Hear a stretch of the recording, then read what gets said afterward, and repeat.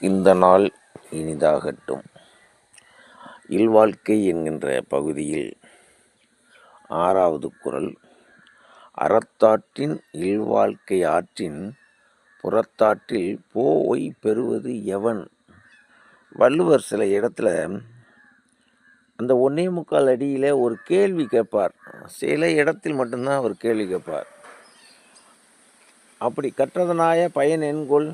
என்னை பார்த்து யாராவது கற்றதனால் என்ன பயன் என்று கேட்டால், வாளறிவனாக இருக்கின்ற இறைவனை தொழுவது தான் கற்றதனுடைய பயன் அப்படிங்கிறது மாதிரி இங்கே ஒரு கேள்வியை கேட்கிறார். அறத்தின் வழி நின்று வாழுகிற ஒரு இல்வாழ்க்கை வாழ்கிறவனுடைய இந்த மதிப்பு மிகு வாழ்க்கைக்கு இணையாக இதை அல்லாத ஒரு அறம் ஒன்று இருக்குது. அதில் போய் மிகப்பெரிய ஒரு மதிப்பை பெறுகிறது அப்படின்னு என்ன இருக்குது என்கிட்ட எனக்கு நான் ஒரு கேள்வி கேட்குறேன். புறத்தாற்றின் போய் பெறுவதன் இதை அல்லாமல், அவர் புறத்தாற்றின் அப்படின்னு வரும்போது இல்லறம் அப்படின்னாலே துறவரம். அப்போ இல்லறத்தில் செம்மையாக நீங்கள் இருப்பீர்கள் என்றால் அதிலேயே நீங்கள் பெறக்கூடிய அனைத்து பேர்களையும் நீங்கள் பெற்று விடுகிறீர்கள்.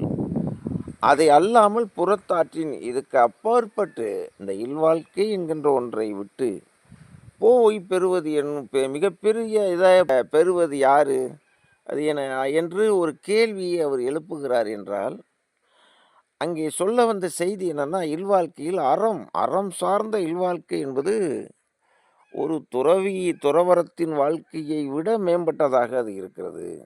அது ஏன் அப்படின்னா, ஒரு துறவி தன்னை மட்டுமே சார்ந்து அவர் சுயநலமாக வாழ்ந்துவிட்டு போய்விடலாம்.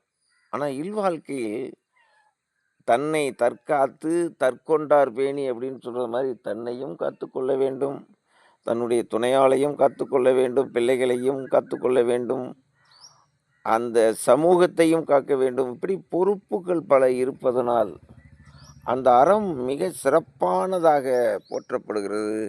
அதனால தான் இவர் ஒரு இதை அல்லாத இந்த இல்லறம் அல்லாத ஒரு துறையில் போய் நீங்கள் பெறுவது என்ன, இதை விட பெருசாக இருப்பதற்கு வாய்ப்பு இல்லை.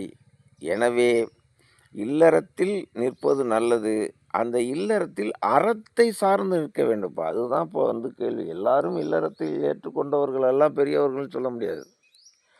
அறம், அந்த தியாகம், நேற்று சொன்னமே அன்பும் அறனும் உடைத்தாயின், அந்த அன்பு அரண் இந்த ரெண்டும் தியாகம் இருக்க வேண்டும். வாழ்க்கையில் எவ்வளவுக்கு எவ்வளவு தியாகம், நம்மால் அடுத்தவங்களுக்கு எவ்வளவுக்கு எவ்வளவு உபயோகமாக இருக்கிறோம் என்பதை பொறுத்து தான் இல்லறத்தினுடைய சிறப்பு இருக்கிறது, அதனுடைய மாண்பு இருக்கிறது.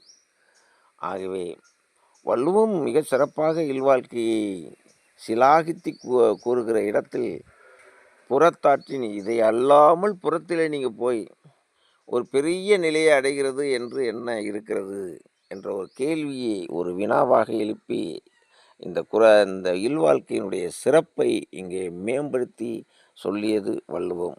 எனவே இதை உணர்ந்து நம் வாழ்க்கையை செப்பனிட்டோம் என்றால் இந்த நாள் இன்றாக இருக்கும். எல்லோருக்கும் நல்லாசிகள்.